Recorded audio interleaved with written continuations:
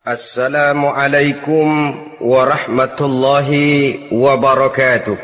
Waalaikumsalam warahmatullahi wabarakatuh. Bismillahirrahmanirrahim. Alhamdulillahi rabbil alamin. Wassalatu wassalamu ala ashrafil anbiya'i wal mursalin wa ala alihi wa ashabihil mujahidin at-tahirin, amma ba'du. Bersabda Rasulullah sallallahu alaihi wasallam, "Iza sarratka hasanatuka wa sa'atka sayyi'atuka fa anta mu'min." Apabila perbuatanmu yang baik menyebabkan engkau bahagia, apabila perbuatanmu yang baik menyebabkan engkau gembira, dan perbuatanmu yang jahat menyebabkan engkau jadi susah, itulah tanda bahwa di hatimu masih ada iman. Artinya, belum tentu orang yang berbuat baik merasa bahagia dengan kebaikan yang dikerjakannya. Dan tidak selamanya orang yang berbuat jahat sanggup menyesali perbuatan jahatnya. Oleh karenanya, apabila iman masih ada, apabila hati masih hidup, perbuatan yang baik menyebabkan orang gembira, perbuatan yang jahat menyebabkan orang susah dan gelisah hatinya. Ini mengandung pelajaran. Sekali kita berbuat baik, jangan sekali-kali menyesali kebaikan itu. Sebaliknya, satu kali kita melakukan kesalahan, hendaknya selalu menyesalinya. Kadang-kadang dalam kehidupan, karena orang tempat kita berbuat baik itu rupanya membalas air susu dengan air tuba, kita lalu menyesali kebaikan. Lahirlah kata-kata, "Nyesal saya nolong dia." Ibarat pepatah katanya, nolong anjing kejepit. Waktu kejepit setengah mati kita tolongin, begitu selesai dia dari kejepitnya, malah kita digigitnya. Saudara hadirin yang saya muliakan, dalam kehidupan sehari-hari barangkali ini kena filsafat yang disebut dorong mobil mogok. Ketika mobil mogok setengah mati kita dorong, begitu mesin hidup ditinggalkannya kita di belakang. Sesungguhnya perbuatan kita yang baik tidak harus disesali. Karena disesali atau tidak, toh perbuatan itu sudah kita lakukan. Dan penyesalan atas segala kebaikan hanya akan mengurangi nilai pahala kebaikan itu sendiri. Berbahagialah apabila berbuat baik, walaupun orang yang kita melakukan kebaikan membalasnya dengan kejahatan. Menyesalah apabila berbuat kesalahan, apabila melakukan dosa, karena itu pertanda nilai iman yang masih hidup dalam jiwa kita. Saudara-saudara kaum muslimin yang berbahagia, jadi sungguh pun pahala dan dosa sesuatu yang abstrak, efeknya jelas dia mendatangkan kebahagiaan atau membawa kepada kegelisahan batin di dalam kehidupan manusia. Orang di zaman materialis kurang terangsang berbuat pahala dan terdorong melakukan dosa. Kenapa? Karena pahala tidak kelihatan, dosa tidak nampak. Kalau pahala kelihatan, barangkali nggak kuat kita mikul pahala. Kalau dosa benjol, umpama tiap bikin dosa palanya benjol, barangkali sudah nggak karu-karuan kepala kita. Baik pahala, baik dosa, sesuatu yang tidak nampak oleh pandangan mata zahir, tapi yang punya efek dalam kehidupan ini. Orang yang banyak pahalanya dengan orang yang banyak dosanya, kalau dia berjalan barangkali sulit kita membedakan. Tapi efeknya dalam kehidupan ini jelas adanya. Sesuatu yang bernama pahala kita perlukan, karena hidup tidak berhenti hingga di sini. Sesuatu yang bernama dosa harus kita hindarkan, karena ada kelanjutan sesudah hidup yang sekarang ini. Kehidupan dari satu pertanggungan jawab. Itu sebabnya Imam Ghazali dalam bahasa yang indah sekali berpesan, "Jaddidis safinah fa innal bahra amiq wa khuziz zad fa innas safara ba'id." Perbarui selalu kapalmu, rawat, jaga baik-baik, dandani kapalmu, fa innal bahra amiq, karena sesungguhnya lautan ini sangat dalam. Satu bahasa yang indah dari tamsil terhadap kehidupan. Perbaiki kapalmu karena lautan ini sangat dalam.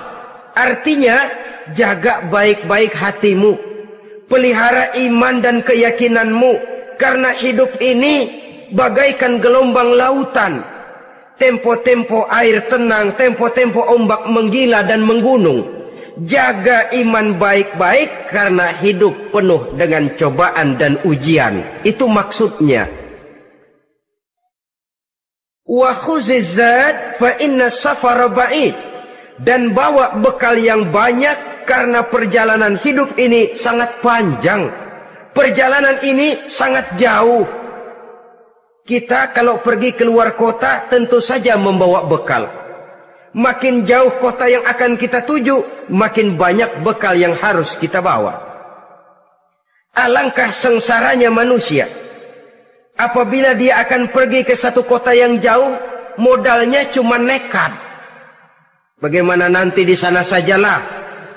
Tidak membawa bekal sebagaimana yang sewajarnya. Hal yang semacam ini senangnya sih belum tentu, keblangsak dan susahnya sudah kebayang. Itu dalam kehidupan di dunia ini. Bagaimana kalau sudah bicara tentang kehidupan yang akan datang? Karena sesungguhnya hidup ini merupakan satu perjalanan yang sangat panjang. Sejak kita tinggal di alam arwah, pada saat jasad belum lagi diciptakan Allah, ruh sudah diciptakannya lebih dahulu. Sampai kemudian kita pindah ke alam rahim, alam kandungan ibu. Untuk kemudian berpindah kepada kehidupan dunia. Dari dunia ini kita pindah ke alam barzakh. Di sana tinggal kita 100 tahun mungkin, 100.000 tahun mungkin, 1 juta tahun mungkin, menunggu saat datangnya kiamat. Lalu dari alam barzakh pindah kita ke alam akhirat. Satu perjalanan yang sangat panjang. Alangkah malangnya, alangkah sengsaranya jika tahu kita begitu panjangnya perjalanan hidup ini, tidak ada bekal yang kita bawa. Artinya kesengsaraan, kesulitan yang bertali-tali sudah jelas akan menimpa kita. Kalau pergi kita keluar kota membawa bekal uang, membawa bekal makanan, apa bekal yang mesti kita bawa? Apabila kita kembali ke alam barzakh, kembali ke alam kubur, berkumpul di padang mahsyar di akhirat nanti, nasi yang mau kita bawa, uang yang mau kita bawa, tentu tidak lagi.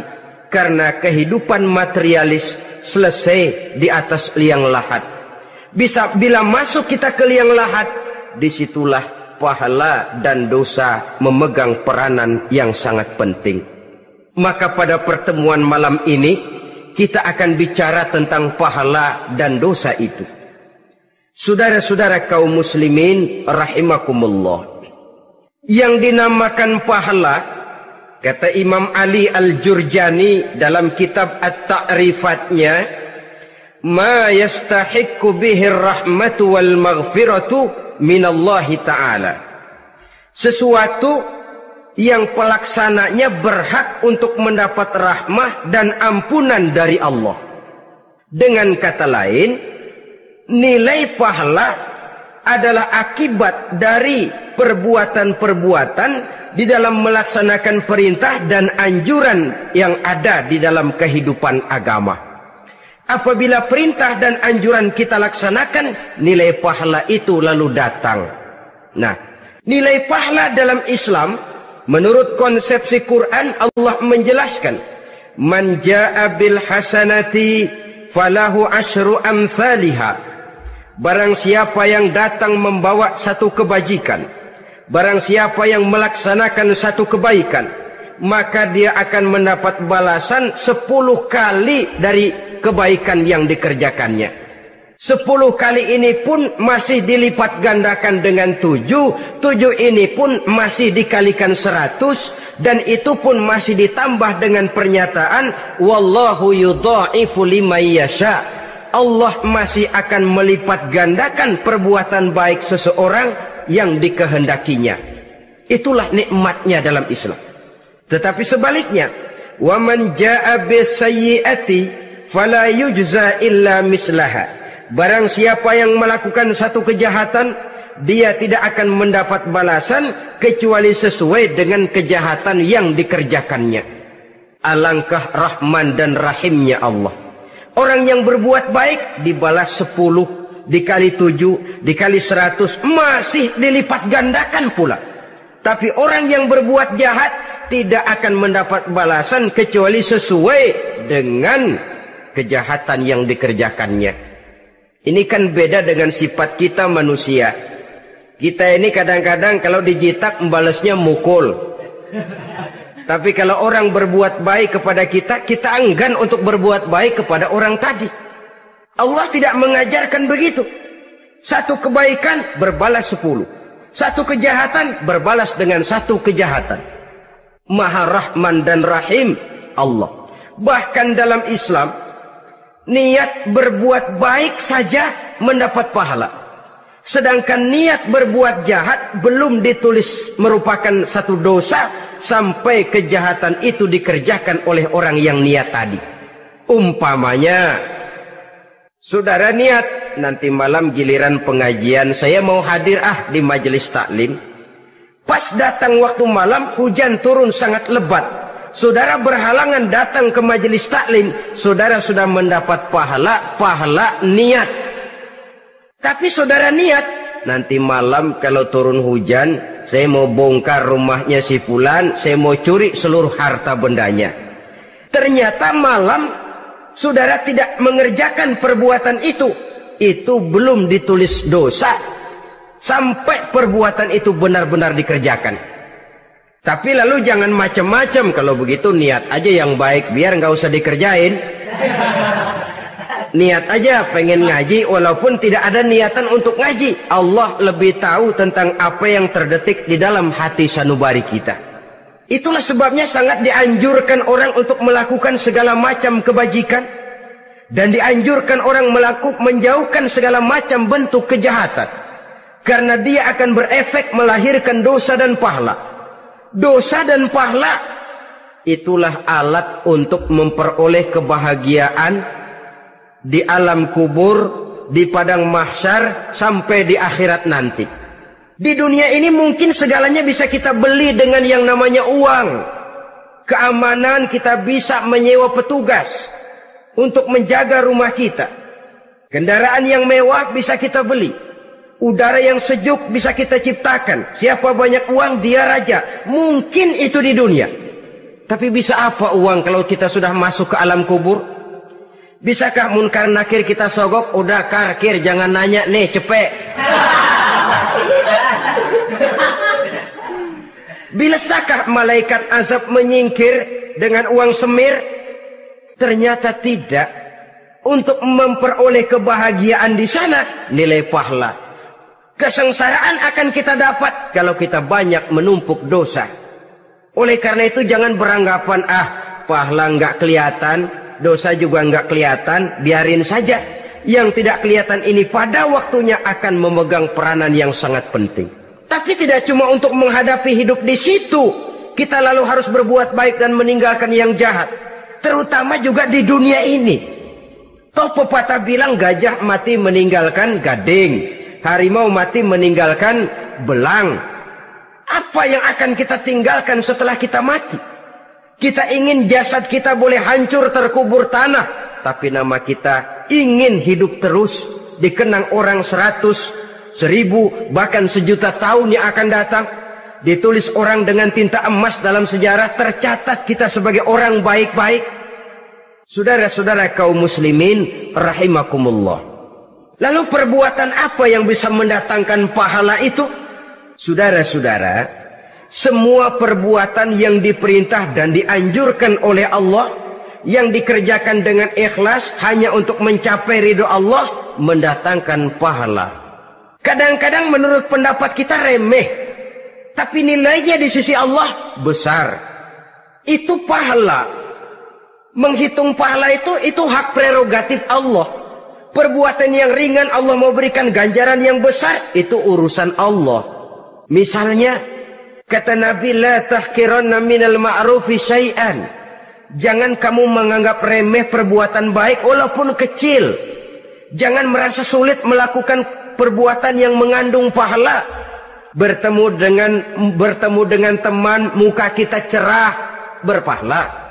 menyingkirkan duri di jalanan berpahala, menolong orang yang sesat, memberitahu orang yang bertanya berpahala.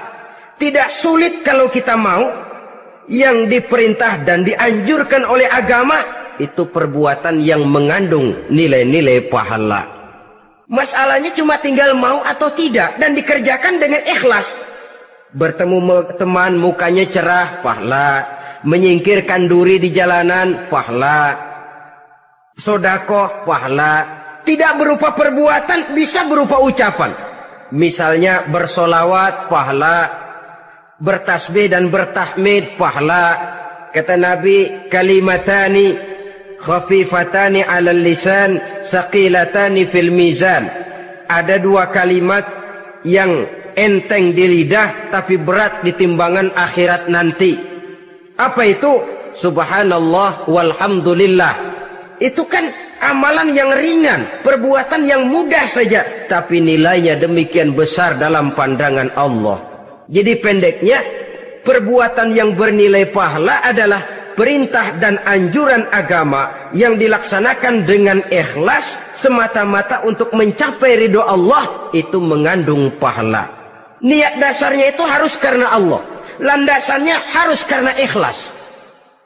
Bukan cuma sekedar basa-basi, tidak karena ingin dipuji orang, tidak karena mengharap tanda jasa, tapi ikhlas semata-mata. Dari perbuatan yang paling kecil dan mudah sekali sampai kepada amalan-amalan yang besar dan memerlukan biaya yang besar, seperti melaksanakan ibadah haji, seperti jihad fi sabilillah, membangun masjid, membangun pondok-pondok pesantren, membangun pusat-pusat kesehatan, membangun jalan-jalan umum, termasuk menjaga keamanan. Jangan dikira loh, siskamling umpamanya, menjaga keamanan kampung tidak berpahala. Kalau diniatkan ibadah, menjaga ketenangan warga supaya mereka tekun ibadah, ikhlas karena Allah, itu juga bernilai ibadah. Keluar kita dari rumah, pergi pagi, pulang sore, peras keringat, banting tulang cari nafkah, buat menghidupi anak istri kita. Kalau diniatkan ibadah, melaksanakan kewajiban sebagai kepala rumah tangga, membantu orang tua sebagai anak, itu juga perbuatan-perbuatan yang mengandung pahala. Yang terbaik sesuai dengan bidang kehidupan kita. Ada orang yang dinamakan abid, ahli ibadah, pahala yang paling baik bagi dia banyak-banyak tahajud, sembahyang malam, wirid, zikir, tasbih. Ada yang dinamakan orang alim, pahala yang paling baik buat orang macam ini mengajar, menyebarkan ilmu, mendakwahkan Islam. Ada yang disebut wali, pejabat pemerintah, petugas. Amalan pahala yang paling baik buat orang semacam ini melayani masyarakat, bekerja di bidangnya sesuai dengan profesinya. Saudara hadirin yang saya hormati, jadi dengan demikian perbuatan-perbuatan yang mengandung nilai-nilai pahala ini bisa perbuatan yang menurut kita kecil namun punya nilai besar. Apalagi perbuatan besar dengan biaya yang besar, tentu makin besar juga pahala yang disediakan oleh Allah Subhanahu wa taala.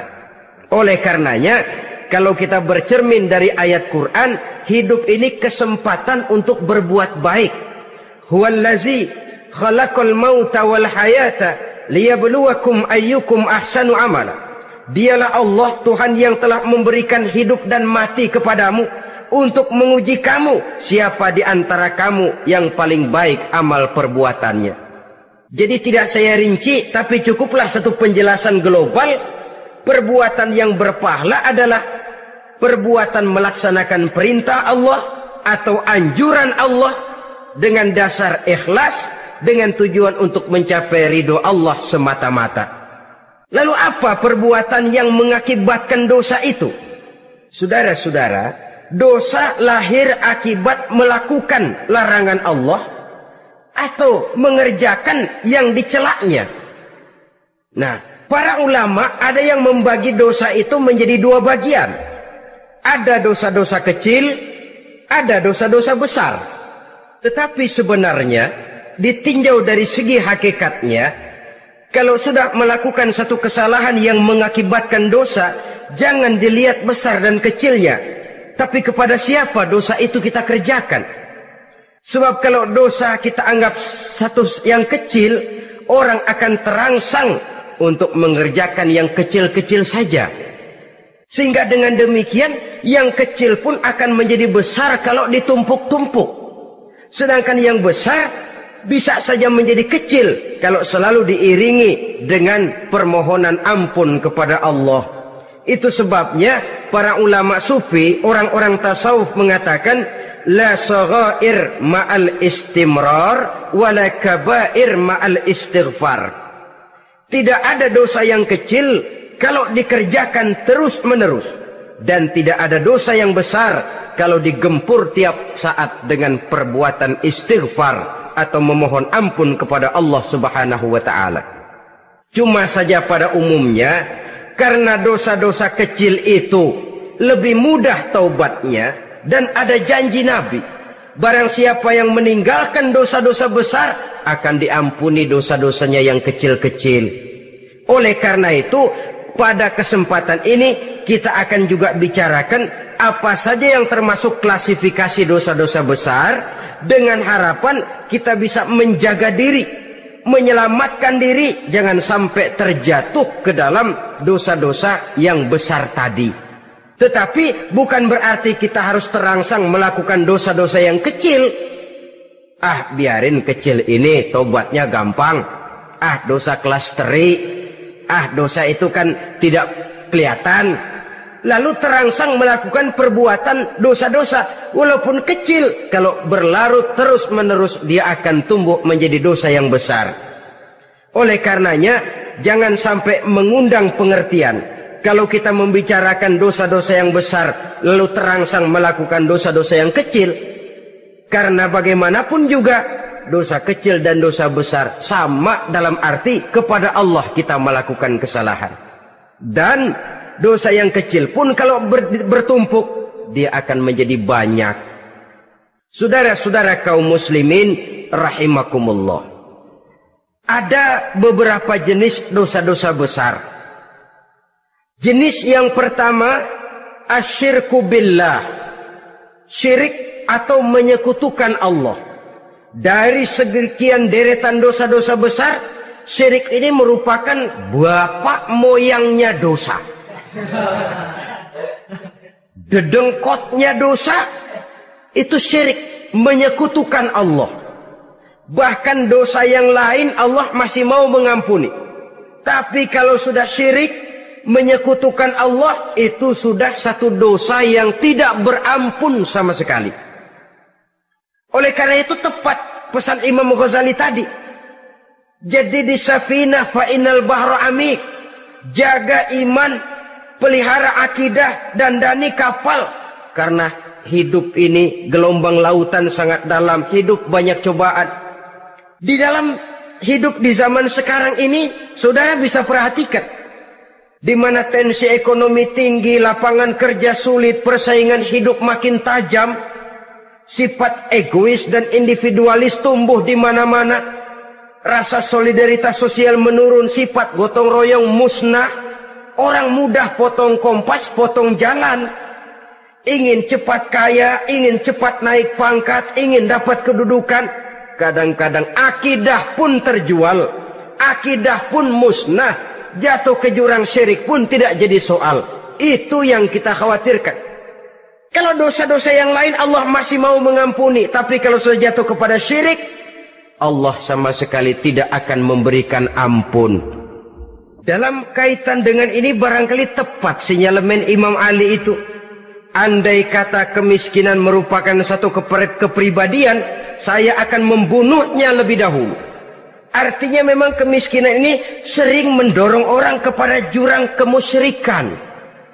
Tidak tahan menghadapi godaan perut akibat tensi ekonomi yang tinggi, lapangan kerja yang sulit. Iman pun jadilah ditukar dengan 3 liter beras. Akidah pun jadilah dibarter dengan 3 bungkus supermi, dengan pakaian bekas, dengan obat-obatan. Tidak jadi soal baginya mengejar kebahagiaan yang relatif singkat dengan mengorbankan kebahagiaan yang abadi. Persis ibarat pepatah, nyari jarum kampak hilang. Mencari sesuatu yang kecil, yang besar jadi sia-sia. Membela perut, mengorbankan akidah. Na'udzubillah summa na'udzubillah. Saudara-saudara kaum muslimin rahimakumullah. Ini fakta. Ini kenyataan. Dan hal semacam ini tidak bisa diatasi cuma dengan ceramah, simposium, diskusi, seminar. Apalagi Nabi berpesan, solahu ummati bil ilmi wal mal. Umatku hanya bisa menjadi baik akidahnya dengan ilmu dan harta. Itu bahasa Nabi. Kalau bahasa kita sekarang, dengan ekonomi dan pendidikan. Ilmu, pendidikan, ekonomi, harta. Tanpa itu, sangat besar kemungkinan kita bisa menjual akidah terjerumus di lembah kemusyrikan. Maka terutama kepada saudara-saudara saya, muslimin yang terpencil jauh dari kota-kota besar, yang kadang dalam kehidupan seharinya imannya sering digoda oleh supermi, akidahnya sering ditantang oleh pembagian beras, pakaian-pakaian bekas, obat-obatan dan sebagainya. Jaga dan bentengi akidah kita. Lebih baik nyawa berpisah dari badan, asal iman jangan berpisah dari hati. Kepada adik-adik saya para remaja, para pemuda di kota-kota besar, yang iman dan akidahnya sering ditantang dengan minuman-minuman keras, fasilitas-fasilitas yang menghanyutkan, yang secara terarah dan praktis sedikit demi sedikit menggiring kita untuk keluar dari nilai-nilai akidah. Hati-hati, jaga baik-baik, sebab intan paling mahal, mutiara paling berharga, tidak lain nilai iman ini. Tergelincir kita daripadanya, jatuh ke lembah kemusyrikan, jatuh ke satu dosa yang teramat besar, yang Allah tidak akan pernah memberikan ampun lagi. Ini dosa besar yang pertama. Yang kedua, qatlun nafsi illa bil haq. Membunuh orang tanpa alasan yang benar. Di zaman kesulitan ekonomi kadang-kadang orang mudah nekat. Tengok saja, kadang-kadang karena pasal uang 100-200 perak saja nyawa bisa melayang. Kadang-kadang karena urusan yang remeh, salah omong, salah ambil, salah ucap, salah pegang, nyawa bisa jadi melayang. Alangkah murahnya nyawa, seakan-akan kita yang punya. Padahal nyawa itu hak milik Allah. Tidak pantas kita merampasnya, tidak pantas kita menghilangkannya dari jasad seseorang. Oleh karenanya, membunuh orang merupakan satu dosa yang sangat besar. Jangankan kepada orang yang seakidah, orang yang lain akidah saja pun, kalau dia hidup berdamai, rukun, berdampingan, kita harus melindungi. Apatah lagi teman seakidah sendiri. Saudara-saudara kaum muslimin rahimakumullah. Pantas kalau Nabi menyatakan, apabila dua orang Islam sudah saling berkelahi, berbunuh-bunuhan, al-qatil wal maqtul finnar. Yang membunuh dan yang dibunuh, dua-duanya sama-sama masuk neraka. Sahabat heran, ya Rasul, kalau yang membunuh masuk neraka sih wajar, tapi yang terbunuh kok neraka juga, kenapa? Kata Rasul, sebenarnya dia juga cuma sudah niat untuk membunuh, cuma keduluan saja. Andai kata dia tidak terbunuh, tentu dia yang akan membunuh.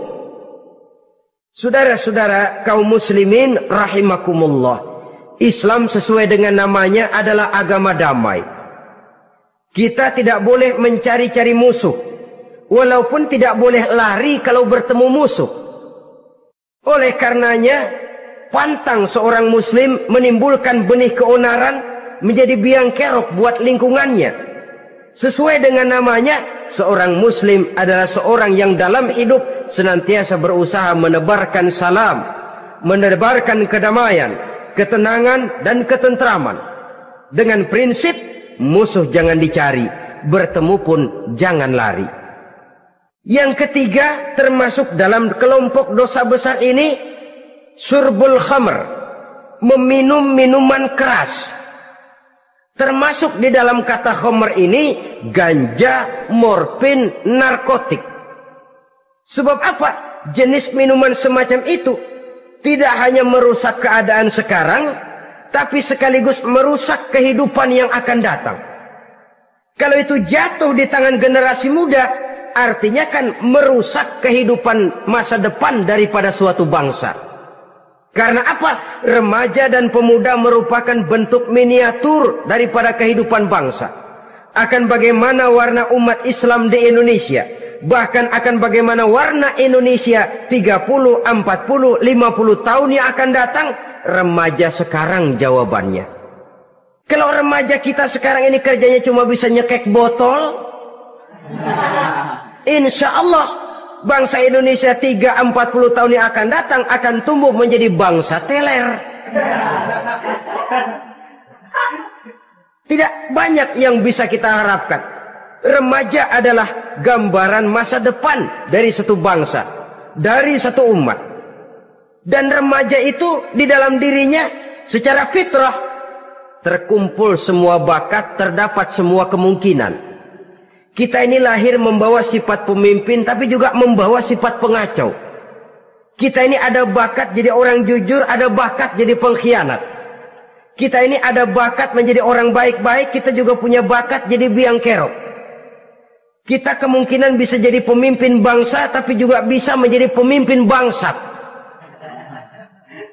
Nanti lingkungan dan pendidikan akan menumbuhkan, membentuk mana yang tumbuh lebih subur. Kalau lingkungan dan pendidikannya lebih banyak bercerita tentang kejujuran, maka nilai kejujuran yang akan tumbuh lebih banyak dalam jiwanya. Dan insya Allah diharapkan dia akan menjadi manusia yang jujur di kelak kemudian hari nanti.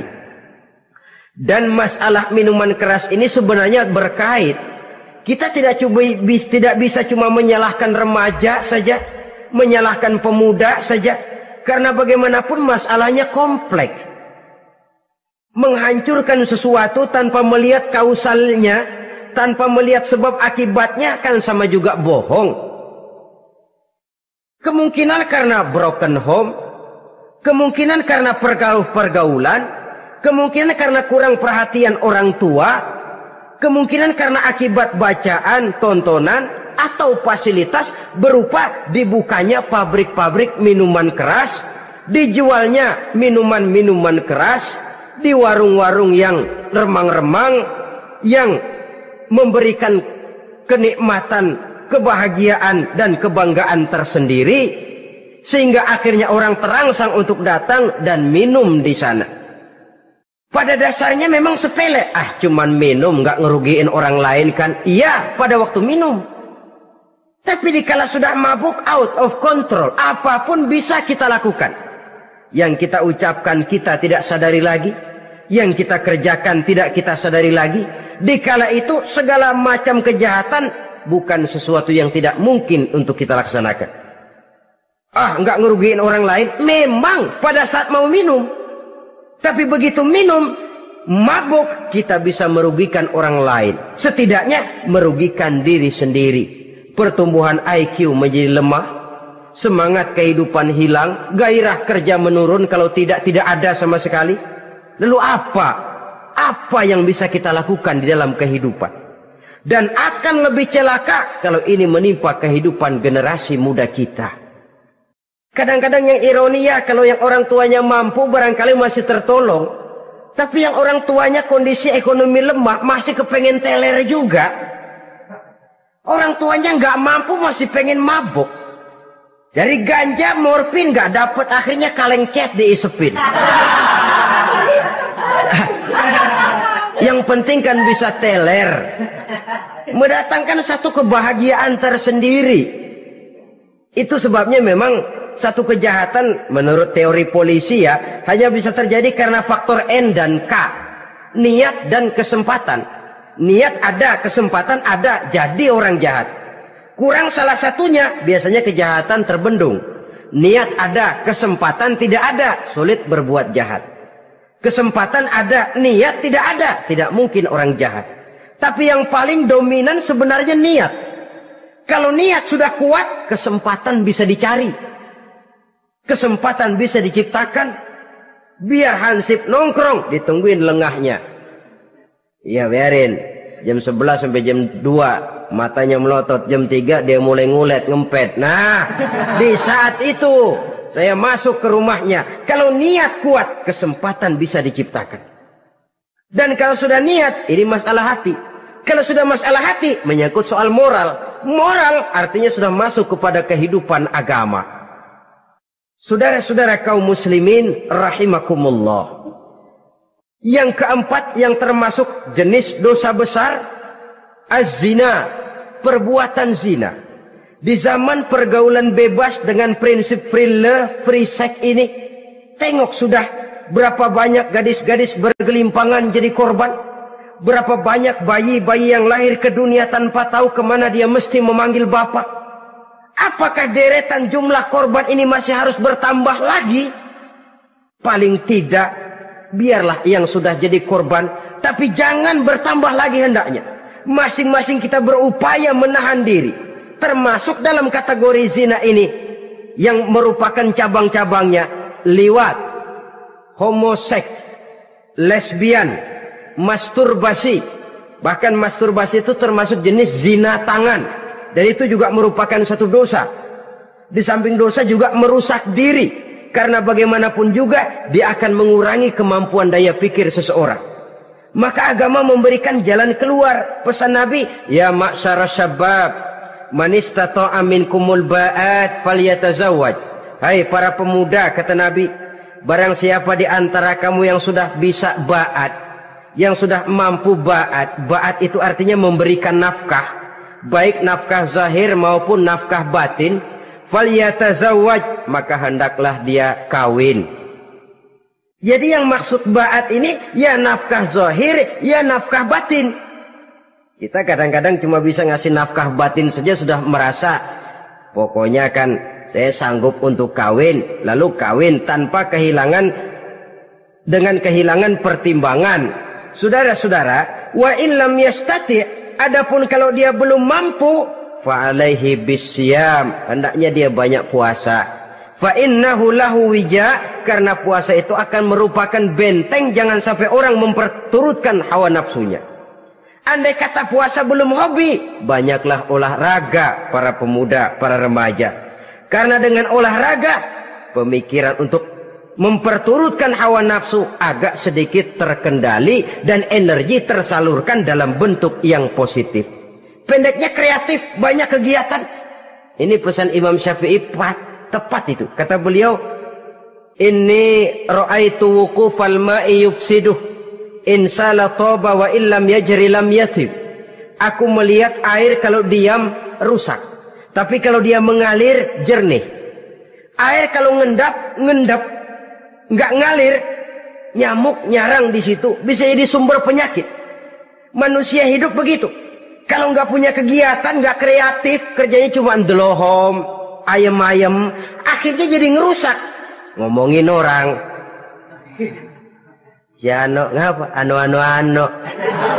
Kebangetan nggak ngapa-ngapain, orang aja dipontenin. Orang diomongin, lahirlah namimah, lahirlah ribah.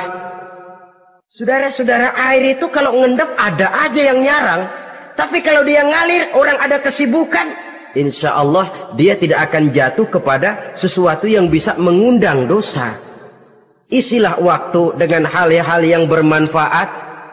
Karena hidup ini singkat dan tidak berjalan mundur ke belakang. Mundur hancur, berhenti diinjak orang. Sekali melangkah, jangan surut mundur ke belakang. Homoseks, terlepas dari penyakit kejiwaan. Sekarang ini kan sudah ada persatuan kaum gay katanya. Meminta perlakuan yang sama dan agar dibolehkan kawin sesama mereka. Secara manusiawi boleh. Secara manusiawi kita hargai mereka. Tapi dari kacamata agama, ini jelas merupakan penyimpangan. Dan penyimpangan merupakan suatu dosa. Terlepas dari pertimbangan manusiawi. Jangan karena terlalu memperturutkan suara manusiawi, lalu kita mengesampingkan agama. Termasuk lesbian, wadon karo wadon. Kalau homo itu kan lanang karo lanang katanya.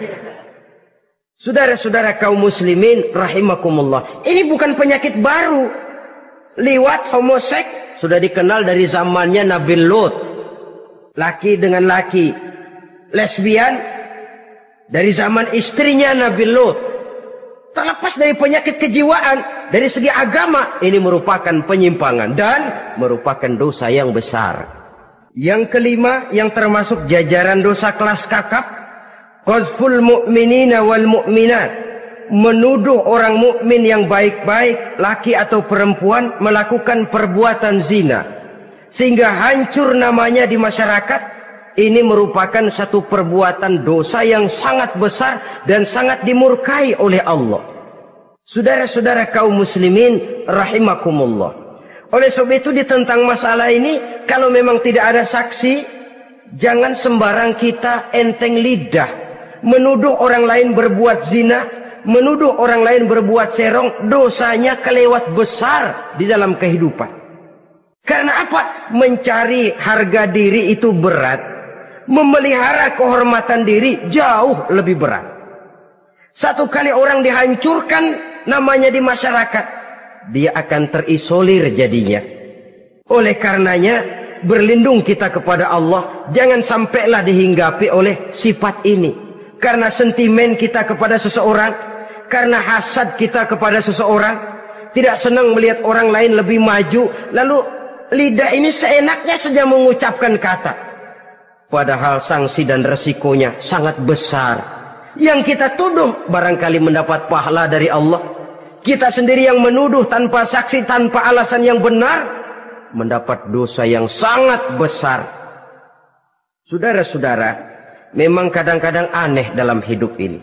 Seorang pelacur biasanya bisa menjaga mulutnya di masyarakat. Kata-katanya baik, sopan. Kenapa? Karena mulut yang satu sudah tidak terjaga.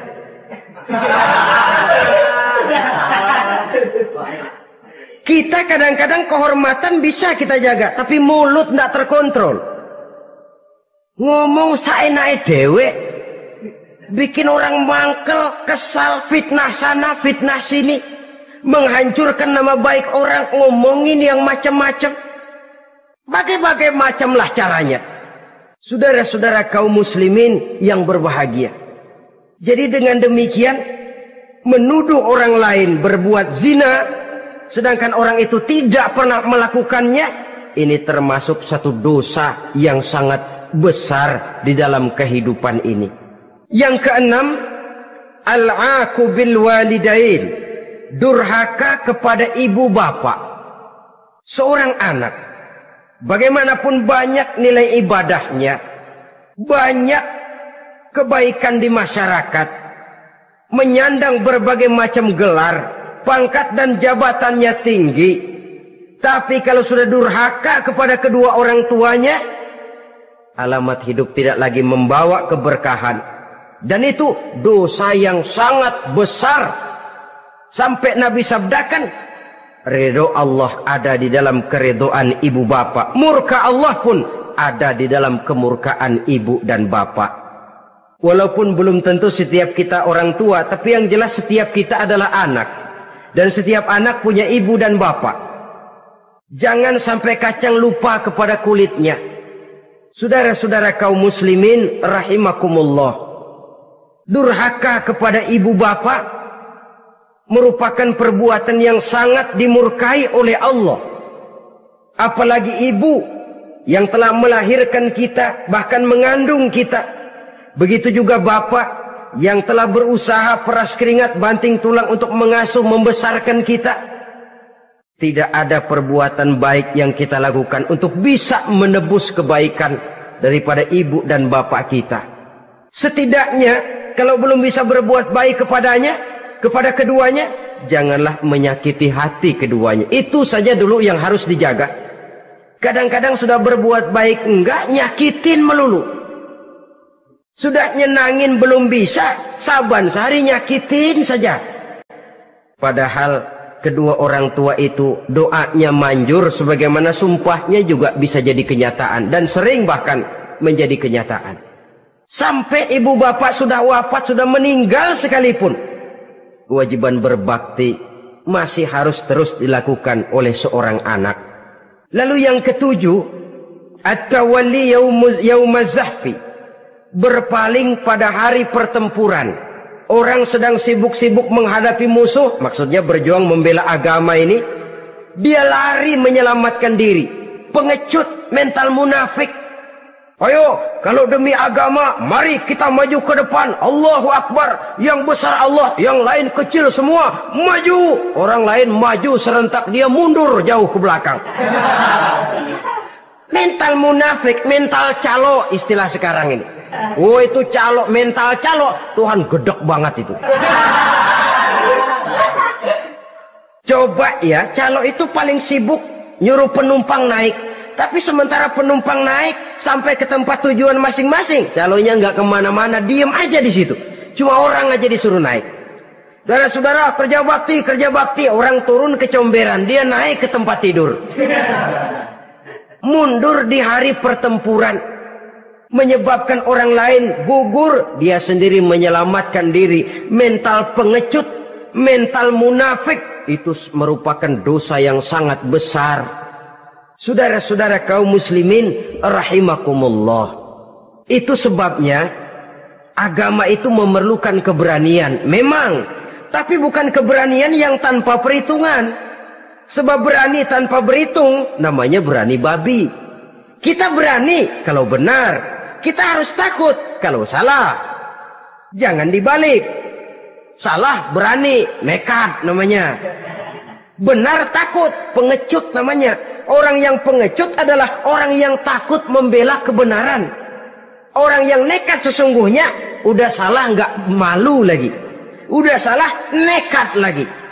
Merasa rugi berbuat kebaikan, puas kalau berbuat kejahatan. Padahal Nabi pesan, siapa yang berbuat dosa sambil tertawa, nanti dia akan masuk neraka sambil menangis. Karena itu dipesan pula di dunia ini, sering-seringlah mencuci mukamu dengan air mata taubat. Cuci lidahmu dengan zikir kepada Allah. Bersihkan hatimu dengan air ikhlas. Saudara-saudara kaum muslimin rahimakumullah. Kan ada toh orang berbuat baik nggak gembira, tapi berbuat jahat malah puas. Atau sama saja orang lain berbuat baik, hatinya kesel. Orang lain berbuat jahat, dia malah mendukung. Atau orang lain tergelincir berbuat jahat, dia malah girang. Ini kan tidak objektif. Karena yang berbuat baik, orang yang dia keselin, dia nggak seneng. Tetapi karena yang berbuat jahat, orang yang dia senengin, dibenerin juga. Itu nggak objektif namanya. Mundur di hari pertempuran pada saat saudara-saudara kita sedang menghadapi musuh, sikap pengecut yang sangat dibenci Allah. Yang kedelapan, termasuk kelompok dosa besar, aklu malil yatim, makan harta anak yatim. Kadang-kadang ada orang mengeksploitir loh nasib anak-anak yatim. Karena biasanya para dermawan peka kalau mendengar nasib yatim, memberikan santunan. Si yatim belum makan, yang ngurusin udah pada kenyang. Mengeksploitir, memakan harta anak yatim termasuk dosa yang sangat besar. Sehingga Nabi pesan, ana wa kafilul yatim kahataini yaumal qiyamah. Aku dan orang yang menyantuni anak yatim seperti dua jari ini di hari kiamat. Rumah yang paling dimuliakan Allah adalah rumah yang di dalamnya ada anak yatim yang hidupnya dihormati, hidupnya disantuni, keperluannya dicukupi. Maaf saja, tahap kita menyantuni anak yatim ini baru tahap setahun sekali. Kalau Muharram kita agungkanlah, kita besarkan. Lebaran yatim katanya. Kita kumpulkan dana, kita usap kepala yatim, kita kumpulkan beras, kita bagikan hari itu. Perkara bulan depan kelaparan, kita tutup kuping. Perkara bulan berikutnya dia kelaparan, kita masa bodoh. Bahwa di bulan Muharram kita santuni yatim piatu itu sudah baik. Tapi akan lebih baik lagi kalau kita sanggup menjadi bapak asuh mereka, memikirkan sekolah mereka, ada kontinuitas. Kalau mereka diasuh oleh orang lain, lalu bertukar agamanya, berpindah akidahnya, kita ngomel habis-habisan. Tapi kita ada kemampuan, kita tidak mau berbuat semacam itu. Ya sama juga bohong namanya. Saudara-saudara kaum muslimin rahimakumullah. Orang yang menyantuni yatim mendapat pahala besar. Tapi orang yang mengkorup harta anak yatim, dosanya juga sangat besar. Berhati-hatilah kalau kita diberikan kepercayaan oleh masyarakat untuk mengurus anak-anak yatim. Karena pahalanya besar, resikonya juga besar. Yang ke-9, syahadatuz zur, sumpah palsu. Sebab sumpah palsu ini menggunakan nama Allah untuk sesuatu yang tidak benar. Nama kita saja dibawa untuk yang tidak benar, kita jengkel. Nama kita dipalsukan untuk sesuatu yang tidak baik, kita kadang-kadang jengkel, tidak puas jengkel, menuntut melalui saluran hukum. Kenapa? Nama saya dicatut. Bagaimana lagi kalau nama Allah kita pakai untuk bersumpah, sumpahnya palsu, menguntungkan kita, merugikan orang lain, Allah murka betul. Maka sumpah palsu termasuk deretan dosa-dosa besar. Apalagi yang ke-10, aklur riba, makan riba alias renten. Ini kan yang cepat mendatangkan uang. Kadang-kadang kalau yang bikin riba itu orang awam barangkali, ya masih kita maklumin. Kadang-kadang penyakit ini datang menimpa mereka juga yang kita kenal kebaikannya. Bahkan suka datang ke musola, rajin ke masjid kadang-kadang. Riba masih dimakannya. Karena cara cari duit paling enak. Duit utuh tambahnya terus masuk. Na'udzubillah summa na'udzubillah. Itu yang diibaratkan dalam perjalanan Mi'raj waktu Nabi diperlihatkan neraka. Orang perutnya sebesar rumah dililit ular. Diseret-seret itu hancur perutnya. Dibulatkan lagi, diseret lagi, hancur lagi. Dibulatkan lagi, terus menerus begitu. Dia berteriak, mengerang, mengeluh, mengaduh kesakitan. Nabi tanya, itu apa Jibril? Itu contoh dari umatmu yang suka makan riba Muhammad. Makan renten. Saudara-saudara, ini kan mencekik leher orang. Orang sedang kesulitan. Kelihatannya sih baik, menolong. Tapi di belakang menolong itu nyekek. Di belakang nolong itu nyekek. Dan nyekek itu sebenarnya tujuan utamanya. Orang yang menjalankan riba pada dasarnya tidak punya perikmahan kemanusiaan kok. Kalau dia kelihatannya mau menolong, kelihatannya motifnya mencari untung di belakang itu. Jauh dari kemanusiaan. Yang ke-11, saudara-saudara, termasuk jajaran dosa besar itu qat'ur rahim, memutuskan silaturahmi. Marah, hobi sama marah. Kalau 3 hari nggak marahan sama orang, ngebet palanya. Selalu nyari gara-gara. Kalau udah marah berlaku perpanjangan waktu. Tahun, 2 tahun, kadang-kadang seumur hidup. Saudara hadirin yang saya muliakan. Apalagi mengurangi timbangan termasuk kelas dosa besar. Makan suap termasuk dosa besar. Semir menyemir dosa besar. Apalagi bunuh diri. Nah ini, bunuh diri dosa besar.